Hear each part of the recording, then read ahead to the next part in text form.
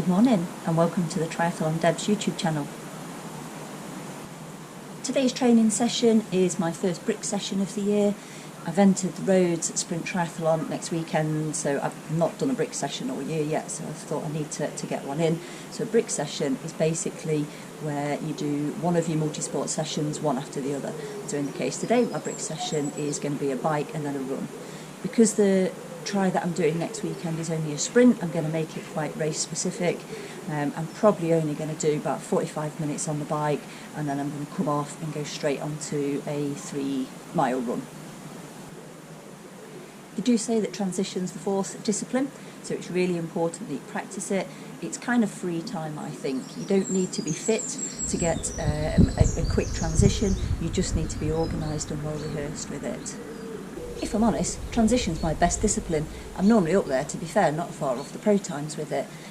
So really easy way to bag yourself a few quick minutes in your race, particularly in a sprint distance when time is of the essence. So what I thought I'd do is just run you through my transition and show you a little bit of my practice for it.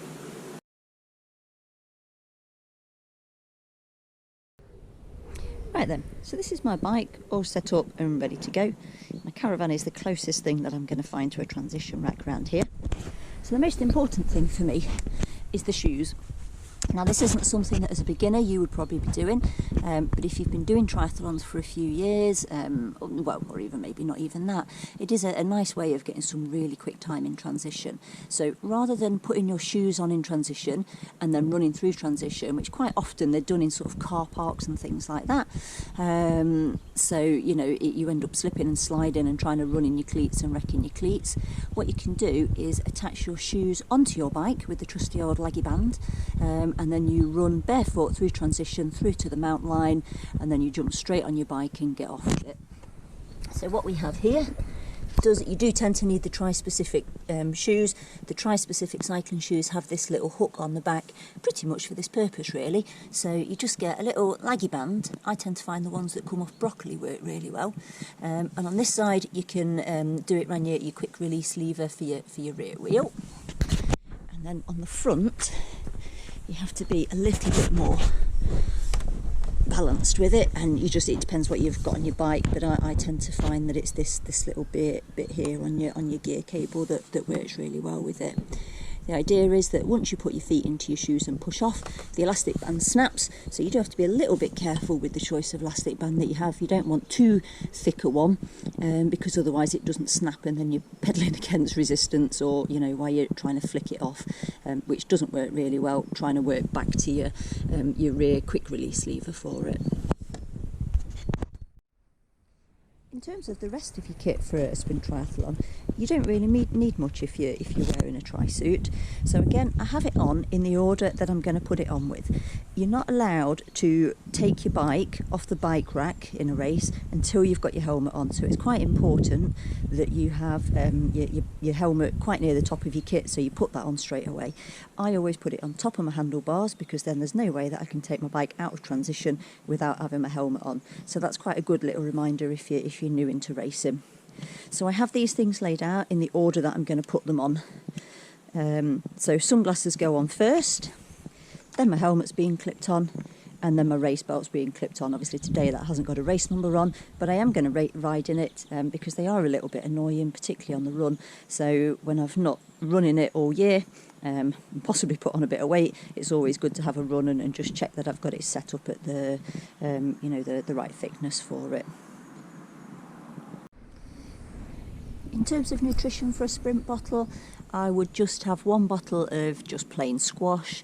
I wouldn't fill that bottle up, to be honest, because I'm not going to drink that much during a sprint bike, and particularly I do get a stitch if I run quickly after having too much to drink. So in terms of weight gains, it's a 750ml bottle. I'm not going to take any more than about 400ml tops on a sprint triathlon, so I'd probably just fill that with 400-500ml of squash.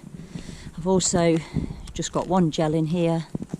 It's just a High Five Energy Gel Aqua. The Aqua ones are really nice, they're really watery, so they slide down really quickly, and they're quite good. You don't need to have a drink to kind of wash them down with.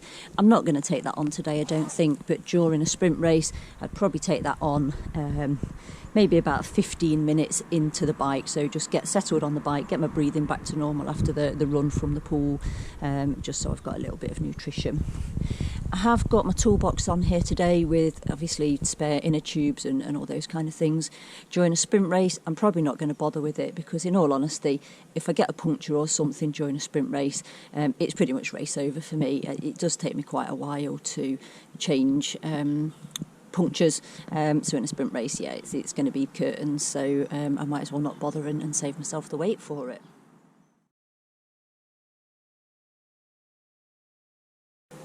In terms of clothing for a sprint race, I would literally just wear my tri-suit.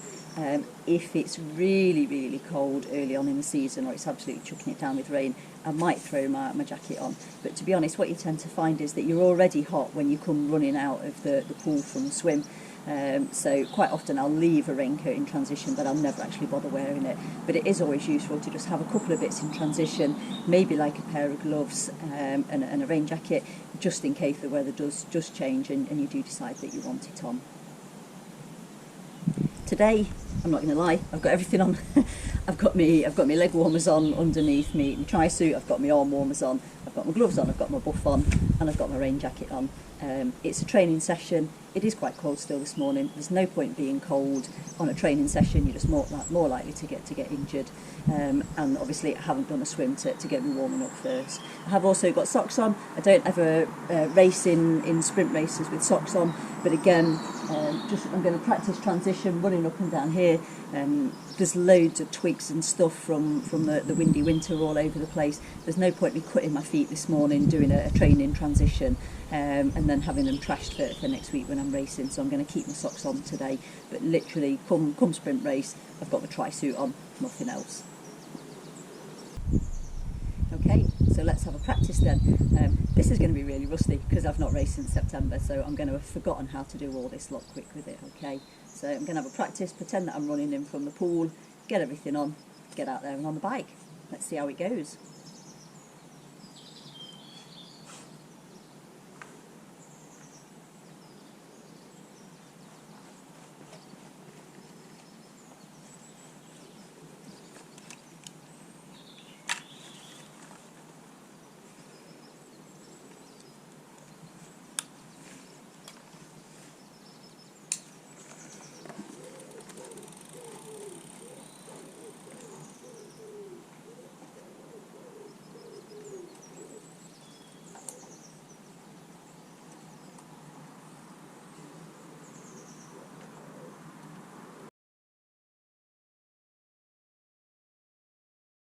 Here comes Mummy from a 5k run on Mother's Day. Been out on a 45-minute bike ride as well.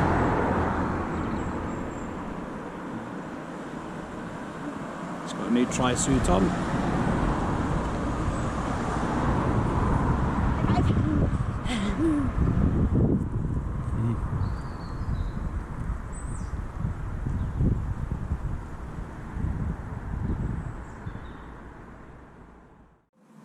So that's my first brick session of the season done.